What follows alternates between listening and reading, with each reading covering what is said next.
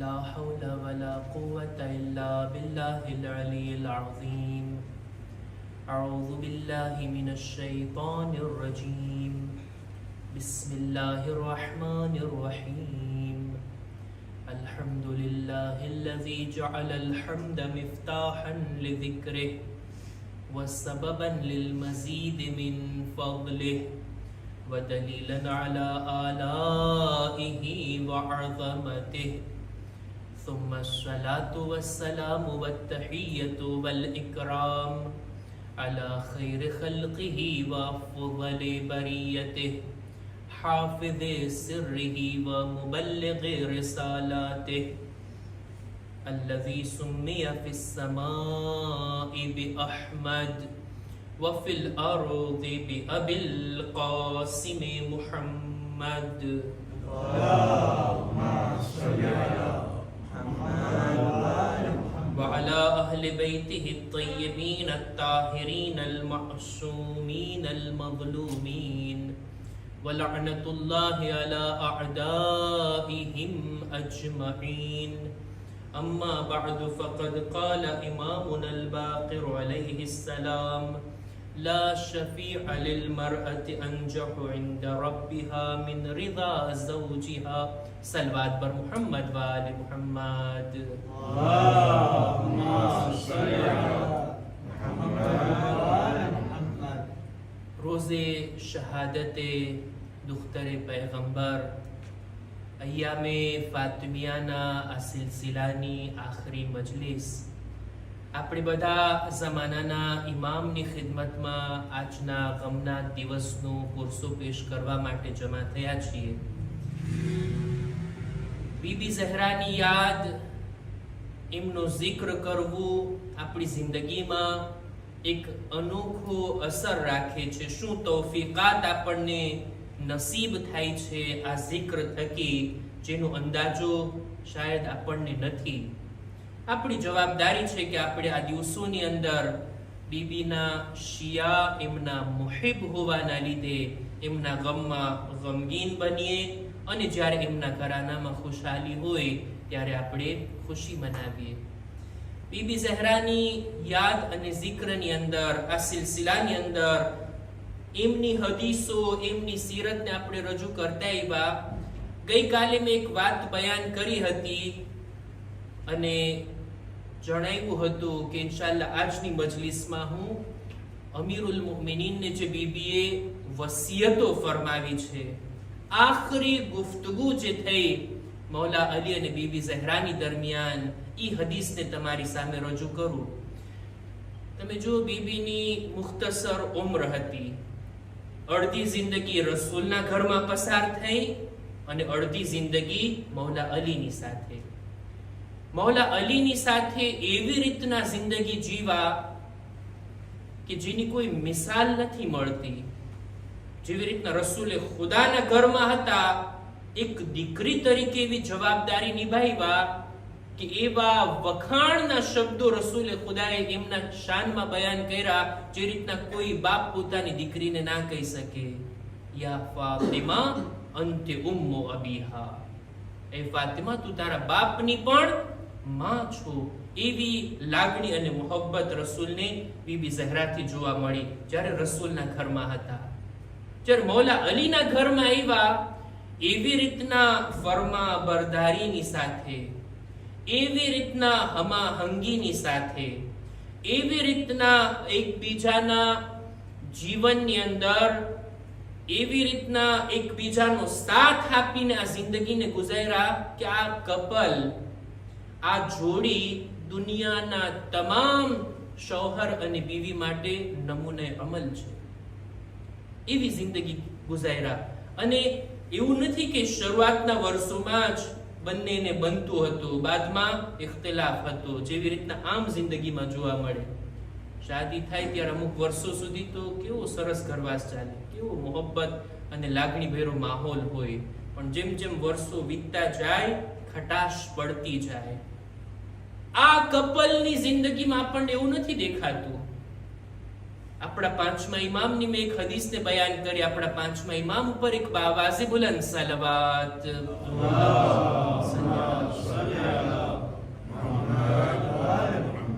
કે મારે બેલેન્સ રાખીને બીવી અને શોહર બંનેની વાત કરવાની હોય, પણ આજે બીબીનો જિક્ર છે એટલે હું આ બાજુથી જ કે ઝૌજા કેવી રીતના શોહરની સાથે જિંદગી જીવે ઈ બયાન કરવા માંગુ છું. 5મા ઇમામ ફરમાવે છે કે ખુદાની બારગાહમાં औरत માટે બહેતરીન ફાયદો પહોંચાડવા વાળી શફાઅત ફક્ત આ છે કે એનો ધણી એનાથી રાજી હોય, પોતાના શૌહરને રાજી કરીને જાય. આ અમલ એવું છે જાણે એમ કે આ અમલ થકી એની શફાઅત થશે અને એની નજાત પાકી થઈ જાય. ત્યારબાદ 5મા ઇમામ નમૂનો બયાન કરે છે કે જ્યારે બીબી ઝહરાની શહાદત થઈ, એમના જનાઝા પાસે, એમની કબ્ર પાસે મૌલા અલી આ રીતના બયાન કરે છે કે ખુદાયા અલ્લાહુમ્મા ઇન્ની રાદિન અન ઇબ્નતિ નબિયક, એ ખુદા હું તારા નબીની દીકરીથી રાજી છું. ક્યારે કીધા? એમની કબ્ર પાસે. આ જિંદગી એમની પૂરી થઈ ને ત્યારે. આખી જિંદગી કેવી રીતના બીબી ઝહરા મૌલા અલીની સાથે પસાર કર્યા કે પૂરેપૂરી રિઝાયતનો ઇઝહાર કરે છે, 100% હું એનાથી રાજી છું. આવું સ્ટેટમેન્ટ અલી આપે છે ફાતિમાના બારામાં. અને આ જિંદગી એવી હતી. હું એક રિવાયતને બયાન કરું, એ જ રિવાયત કે જેનો ઉલ્લેખ મેં ગઈકાલે કર્યો હતો. એક રિવાયત મળે છે આપણને કિતાબોની અંદર કે રસૂલની રહેલત બાદ બીબી ઝહરાને હંમેશા એવી રીતના જોવામાં આવતા, એટલા ગમગીન, એટલા મહઝૂન, એટલા દુખી કે એમનું બદન રોજ બરોજ કમજોર થતું જતું હતું. ગિરિયાના કારણે શદીદ માથાનો દુખાવો, માથા ઉપર હંમેશા એક પટ્ટી બાંધીને રાખતા હતા. બીબીની કમર પણ આટલા દુઃખ અને દર્દના કારણે ઝૂકી ગઈ હતી. આ બધું રિવાયત છે કે જેનો હું તર્જુમો પઢું છું. અવારનવાર પોતાના બાબાને યાદ કરતા, ખાસ કરીને નમાઝના સમયે, કે નમાઝ પૂરી થતી, બાબા મારા ઘરે આવતા, મારા બાળકોને ઉઠાવતા, એમને પ્યાર કરતા અને હું એમની ખિદમતો કરતી. આ નમાઝના સમયે બીબી ઝહરા પોતાના બાબાને યાદ કરતા. અને એક દિવસ તો એ આવે છે કે જ્યારે બીબી ઝહરા 40 દિવસ, જિંદગીના છેલ્લા 40 દિવસ બિસ્તર પર હતા, બીમારીના કારણે, એટલી કમજોરીના કારણે. અને એક દિવસ જ્યારે ખ્વાબમાં પોતાના બાબાને જોયા કે તેઓ બીબી ઝહરાને પોતાની તરફ બોલાવી રહ્યા છે. આ ઈ મોકો હતો કે જેની જાણ મૌલા અલીને કરે છે કે એ અલી, બસ હવે મારો આખરી સમય આવી પહોંચ્યો છે. હું ચાહું છું કે કંઈક વસિયતો કરું તમારી બારગાહમાં. પૂરા ઘરને ખાલી કરવામાં આવ્યો. બધા બચ્ચાઓ, કનીઝો, ગુલામો જે કોઈ હતા બધા બાર હુજરામાં ફક્ત મૌલા અલી છે અને બીબી ઝહરા. આ બંનેની ખુસૂસી ગુફ્તગુ. બીબી ઝહરા એક વાતનો ઇકરાર કરે છે અને રસૂલે ખુદાની આ દીકરીના આ શબ્દો ઉપર મૌલા અલી પણ અમુક જુમલાઓ કહે છે બીબીની શાનમાં. ઈ મારે બયાન કરવું છે. આખી આ હદીસનો આ ભાગ, એક જુમલો બીબી કીધા, એક જુમલો મૌલા અલી કીધા, એના ઉપર તવજ્જો આપીએ. બીબી ઝહરા કહે છે, યબ્ન અમ મા અહિતની કાઝિબતન વલા ખાઇનતન વલા ખાલફતુ મુન્દુ આશરતની. એનો સાદો તર્જુમો કરું.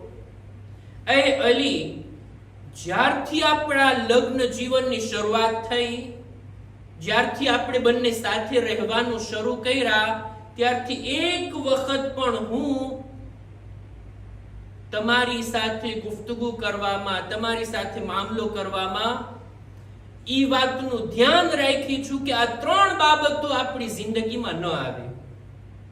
3 ચીજો આપણી જિંદગીમાં નથી, છે જ નહીં, 0. કેટલી સારી વાત કહેવાય. આ કપલથી પ્રેરણા લઈ અને દરેક બીવી અને શૌહર પોતે પણ વિચાર કરે આ 3 ચીજ આપણી જિંદગીમાં પણ ના હોવી જોઈએ, જે બીબી ઝહરાની જિંદગીમાં નહોતી. કઈ કઈ ચીજ? સૌથી પહેલું, झूठ, ખોટું બોલવું. આ આપણી જિંદગીમાં છે જ નહીં. હંમેશા સદાકતની સાથે તમારી સાથે વાત કરી છે, હંમેશા સાચું તમારી સામે બોલી છું, જૂઠ આપણી જિંદગીમાં છે જ નહીં. આ પહેલી વાત સામાન્ય વાત નથી, બહુ મોટી વાત કહેવાય. એક કપલની દરમિયાન સદાકતનો સંબંધ, જૂઠ ના હોય. આ પાયો મજબૂત કરવો હોય ને ઘરવાસનો, તો એની અંદર જૂઠની કોઈ જગ્યા ના હોવી જોઈએ. બીજું, ખયાનત. અલી આપણી જિંદગીમાં ખયાનત નથી, આવવા જ નથી દીધી ખયાનત. औरतને જોઈએ કે પોતે અમાનતદારીથી કામ લે. બીબી ઝહરાની સીરત ઉપર અમલ કરતા, શૌહરના પીઠ પાછળ એની ગેરહાજરીમાં એનું ઘર, એનો માલ, એની ઔલાદ, ખુદ પોતાની જાત, આ બધું અમાનત છે શૌહરનું. અમાનતનો ખ્યાલ, બિલકુલ ખયાનત નહીં. ખયાનતને અમે આવવા નથી દીધી આ જિંદગીની અંદર. અને ત્રીજું, મુખાલિફત. અલી આપણી જિંદગીમાં ક્યારેય પણ મેં તમારી સાથે મુખાલિફત નથી કરી. મુખાલિફત એટલે શૌહર કંઈક કે બીવી જાણી જોઈને એનાથી ઊંધું કરે, આને કહેવાય મુખાલિફત. બીવીની કંઈક ખ્વાહિશ હોય, તને એમ ખપે છે ને હું એનાથી ઉલટું કરીશ, લે દેખાડી દઉં. આ દેખાડવાની વાત નથી, અહીં એકબીજાનો મુકાબલો નથી. આ તો મોહબ્બત ભર્યું ઘર છે, મોહબ્બતનો માળો છે. આ મેદાને જંગ થોડી છે, એકબીજાથી ઇંતકામ ને બદલો લેવાનો હોય. હરગીઝ મુખાલિફત મેં તમારી નથી કરી. ક્યારેય તમારી વાત, તમારા વિચાર, તમારા શબ્દો, તમારો હુકમ, એની નાફરમાની મેં નથી કરી. વધુ પડતું ઘરવાસની અંદર જોવા મળતું હોય. અને બીવી તરફથી શૌહર ઘરમાં આવે, દાખલા તરીકે આવું બનેલું છે, ફ્રૂટ લઈને આવે, લઈને જો આવે તો ખાવું નથી, મેં ક્યાં મંગાવ્યું હતું. અને જો ન લાવે તો પછી વારો પડી, શા માટે ન લાવ્યા. બંને બાજુથી બાંધવાની તૈયારી. મુખાલિફત, કઈ ને કઈ બહાનું મળવું જોઈએ કે પોતાના શૌહરને હેરાન કરવાનું. આ ત્રણ બાબત તો અલી આવવા જ નથી દીધી. ખરેખર જો વિચાર કરવામાં આવે ને, ઘરવાસના પ્રોબ્લેમ, ઘરવાસના પાયા નબળા થવા જેટલા કઈ પ્રોબ્લેમ હોય ને, એનું અસલ મૂળ આ ત્રણ બાબતો છે. આ ના હોવું જોઈએ. એક જૂઠ, બીજું ખયાનત અને ત્રીજું મુખાલિફત. બંને પક્ષ તરફથી, બંને બાજુથી અમાનતદારી, સદાકત અને એકબીજાના વિચારો મળવા જોઈએ. એક ગાડીના બે પૈડા છે આ ઘરવાસ, એક આ બાજુ જાય ને બીજો આ બાજુ જાય તો આ ગાડી મકસદ સુધી ના પહોંચે. એક ડિરેક્શનની અંદર એક વ્યૂ હોવું જોઈએ. તમે જો આ જિંદગીની અંદર બીબી ઝહરા અને મૌલા અલીની જિંદગીની અંદર કેટલા એકબીજાના મિજાજ મળતા આવતા હતા. મૌલા અલીની ખ્વાહિશ હતી ને, તમન્ના હતી, એ ઝહરા કઈ ફરમાઈશ કરો, તમે આજ દિવસ સુધી કઈ નથી માંગ્યા મારી પાસે. એક બીવીને તવક્કો હોય ને પોતાના શૌહરથી, મને આ જોઈએ છે, મને આ લેવું છે, મને ઓલી ચીજની જરૂર છે, પેલી ચીજનો શોખ છે, કઈ પણ ખ્વાહિશ નહીં. એ ઝહરા કંઈક તો માંગો. કે છે નહીં, મારા બાબાની તાલીમ હતી, એ દીકરી એવું ના બને, તું કંઈક એવું માંગી લઈશ અલીથી જે અલી પૂરું ના કરી શકે અને તારો શૌહર તારી સામે શર્મિંદા થાય. હરગીઝ તારા શૌહરને શર્મિંદા નહીં થવા દેતી. અરે અલી, હું કઈ તલબ નથી કરતી. આખરી દિવસોમાં એટલો ઇસરાર કર્યા મૌલા, ઝહરા કંઈક તો માંગો. ત્યારે બીબીએ તમન્ના કરી કે આ બીમારીની હાલતમાં એક અનાર મળી જાય, એક ફળ જો મને મળી જાય તો કેટલું સારું લાગે. મૌલા અલી નીકળે છે મદીનાની બજારમાં. હવે મોસમ એવી હશે કે બજારમાં આ ફળ ઓછું હશે. એક જ જગ્યાએ હતું અને ત્યાં પણ એક જ ફળ એની પાસે બાકી બચ્યું હતું. મૌલા અલી કોઈ પણ કાળે ખબર નહીં કરજો લીધા કે કઈ ગીરવી મૂક્યા અને આ ફળને મેળવે છે. આટલી તલાશ બાદ બજારમાં એક જ જગ્યા ઉપર એક જ ફળ આટલી મુશ્કેલથી હાસિલ કર્યું હોય અને જ્યારે પાછા ફરી રહ્યા હોય, કેવો દિલનો અહેસાસ હોય. મૌલા અલીના ઇમોશન અને ફિલિંગનો તમે અહેસાસ કરો જોઈએ. ઝહરાએ પહેલી વાર ખ્વાહિશ કરી, આટલી મુશ્કેલથી એને મનપસંદ ફળ પણ મેં મેળવી લીધું. જાઉં છું અત્યારે, જઈને એની સામે રાખીશ, તેણી જોશે, ખુશ થશે, એનું દિલ રાજી થશે. આવી રહ્યા હતા રસ્તામાં, જો એક ગરીબ, એક ફકીર અને બીમાર રસ્તાના કિનારે બીમારીના કારણે કરાહી રહ્યો હતો, એનો અવાજ નીકળી રહ્યો હતો. મૌલા અલી ક્યાંથી કોઈ ગરીબ અને ભૂખ્યાની બાજુમાંથી એમને પસાર થઈ જાય? અલીની સીરતમાં ના હતું. કોઈના દુઃખ દર્દની સામે મોઢું ફેરવીને આગળ વધી જાય, બની જ ના શકે. મૌલા અલી ઉભા રહ્યા, એની બાજુમાં બેઠા, એને દિલદારી આપ્યા કે હું ભૂખ્યો છું, હું બીમાર છું, મને તકલીફ છે, મને પરેશાની છે, શું જોઈએ છે તને? કે છે મને અનાર ખાવાની તમન્ના છે. હવે આ મોકા ઉપર મૌલા અલી જ્યારે જોયા, ફાતિમાની ખ્વાહિશ એક બાજુ, આ ગરીબ, આ ફકીર, આ બીમાર, એની પણ તમન્ના બીજી બાજુ. પણ અલી જાણતા હતા, અલી અને ફાતિમાનો મિજાજ, વિચારો એકબીજા સાથે કેટલા મળતા હતા. અલી જાણે છે, જો આ અનાર આ ગરીબને નહીં આપું તો ફાતિમા નારાજ થશે. આ અનાર એના માટે લઈ જાઓ, રાજી તો થશે, પણ જો આ ગરીબને નહીં આપું ને, એ ફાતિમાને પસંદ નહીં આવે. જે કામ મને પસંદ છે ફાતિમાને પણ પસંદ છે, બંનેના વિચારો એક સરખા. એ ગરીબને આપી દીધા. હવે અલી જાય ઘરે તો કઈ રીતના? ચાલે જાય છે મસ્જિદે, ઇબાદત કરીને ઘણો બધો સમય પસાર કરીને રાતના જ્યારે ઘરમાં દાખલ થયા, શું જોયું કે એક અનારનો એક આખું તશ્ત ઘરમાં પડેલું છે. હે ફાતિમા, ક્યાંથી આવ્યું? કે છે જેવા તમે ઘરની બહાર કદમ રાખ્યા, કોઈ દરવાજો ખખડાવીને આ તશ્તને મૂકી ગયું છે. ફિઝા જ્યારે લેવા ગઈ ત્યારે ત્યાં કોઈ ના હતું. બીબી ઝહરા બહરહાલ જનાબે મરિયમ થી ગમતું નથી ને, જનાબે મરિયમ માટે જન્નતથી ફળો આવતા, શું બની શકે બીબી ઝહરા માટે ના આવી શકે? એક સલવાત પર મુહમ્મદ વાલે મુહમ્મદ.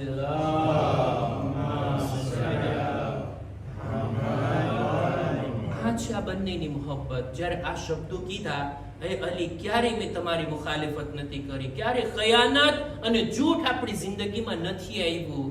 ત્યારે મૌલા અલી કહે છે, હે ફાતિમા, એવું ક્યાં બોલો છો? તમે બિન્ત રસૂલ છો, જાણું છું તમારી શાન શું છે. અંતિ અઅલમુ બિલ્લાહ, ખુદાના વિશે સૌથી વધારે ઇલ્મ રાખનાર હે ફાતિમા તમો છો. વ અબરુ વ અતકા, ખુદાની ખુશી માટે વધુમાં વધુ નેકી કરનાર હે ફાતિમા તમે છો. સૌથી વધારે તકવા રાખનાર તમારી જાત છે. વ અકરમ, ખુદાની નજરમાં તમારી આટલી ઇજ્જત અને આટલું માન છે. વ અશદ્દુ ખૌફમ મિન અલ્લાહ, હે ફાતિમા તમારા દિલની અંદર ખુદાનો ખૌફ સૌથી વધારે છે. કોણ કહે છે? મૌલા અલી કહે છે.